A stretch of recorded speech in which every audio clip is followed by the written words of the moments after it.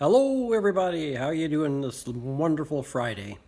I'm feeling a little lopsided myself because I had a dental appointment this morning and they froze the side of my face, and so I feel like I'm kind of drooling to the side. But anyway, if you can ignore the lopsided look, we'll get on with today's shoutouts and the groaner of the week. Our shoutouts today, 4 of them. The first one is for a channel I really enjoy watching, and fella does all kinds of experiments on different motor additives, penetrating oils, anything to do with life on a farm and motors and that sort of thing. But really interesting to watch, even if you're not into that sort of repair stuff yourself. It's Project Farm. But yeah, check him out. It's good. It's a good channel. Just fantastic. Some of the things that he tries out. You'll know what stuff is a good product and what's snake oil. Nobody wants snake oil, especially if you're a snake. All right, number 2 for today is Tag Team Recoveries. A couple of fellows that do metal detecting and treasure hunting, and just a good fun channel. Check them out. They put up some really good videos. Then we have An American Living in Norway, but that's not the name of the channel. It's Nerd of the North. And the first one of his videos I watched, it started off with this giant kangaroo bouncing down the road. I'll leave the rest to you. Check out yourself. But yeah, good channel. He does a lot of live chats and that. But Nerd of the North.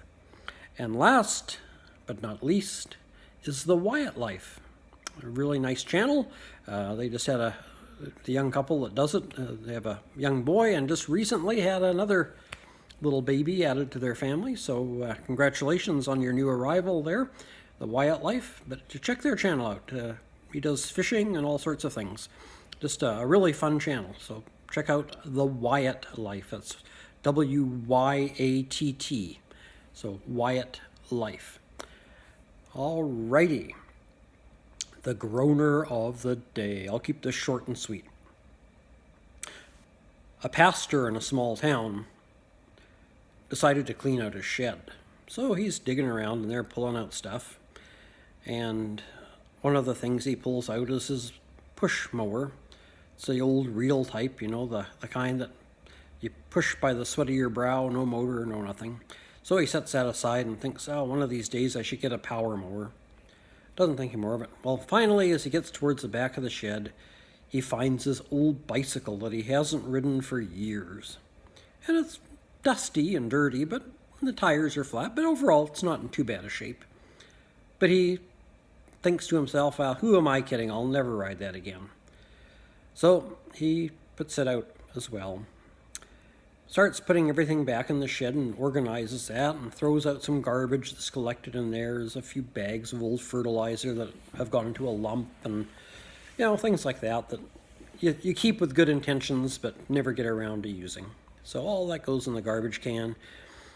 And he puts the mower back in the shed and looks at it and kind of shakes his head thinking, yeah, won't be long I'll be using that again. The grass is starting to grow. Then he tries to decide what to do with this bicycle. So he's wheeling it past the side of his house around to the front. And as he does so, he notices a young boy walking along the sidewalk pushing a power mower. Yeah, it's not a new one, it's an older power mower. And the pastor says hello to the boy, and the boy says hi back to the pastor. And the boy looks at the bike and he says, hey, mister, what you gonna do with that bike? The pastor says, well, I haven't ridden it for years, so I figure I'll probably get rid of it.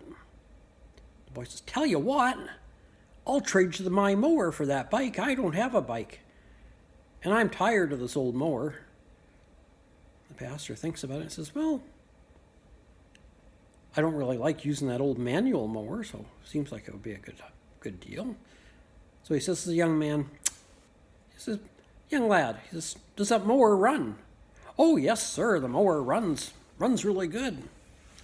All right, the pastor says, it's a deal. You take the bike, I'll take the mower. Oh, the boy's just beside himself, just so happy. He says, man, I can clean this bike up and put air in the tire. I'll be riding all over town on this. This is great. Thank you so much.